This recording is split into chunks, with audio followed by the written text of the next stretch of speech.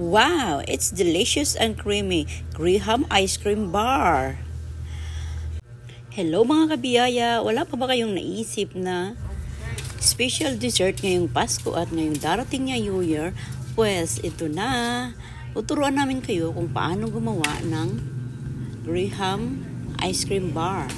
First ingredients natin, our first ingredient is Graham biscuits, condensed biscuit Oreo, Nestle cream, at cream dinsada. Ilagay nyo lang sa freezer ng 5 hours itong mga ingredients na ito para hanggang siya ay tumigas. And then, after that ay ilalagay na natin siya sa isang Tupperware. Siyempre, i-open na muna na mayroong matigas siya sa loob. And then, i-open muna yun natin yung mga can. In can, unahin natin siya paglagay, no? Ang una natin binuksan ay yung cream dinsada. And then, itong Nestle cream.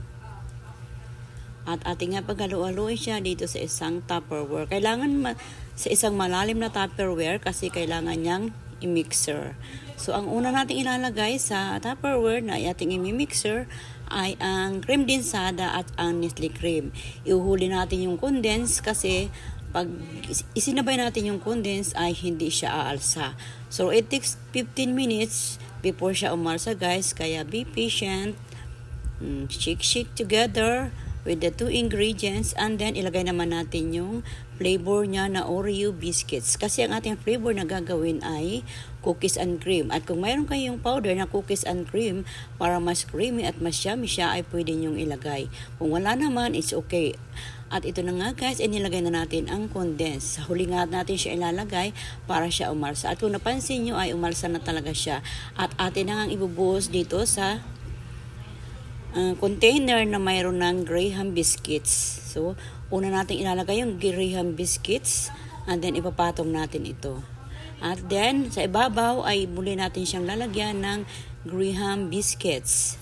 O diba guys, napaka-easy lang gawin. Kaya ano pang inaantay nyo? Try nyo na. Ito nga pala ay ginawa na rin naming business dito sa isla. Ayan, napaka-easy lang siya. At nga si Pastor ay talagang kabisado niya na. Kaya ano pang inaantay nyo? Try niya. Yeah, here it is. It looks yummy na talaga at ready to eat na at ready to benta.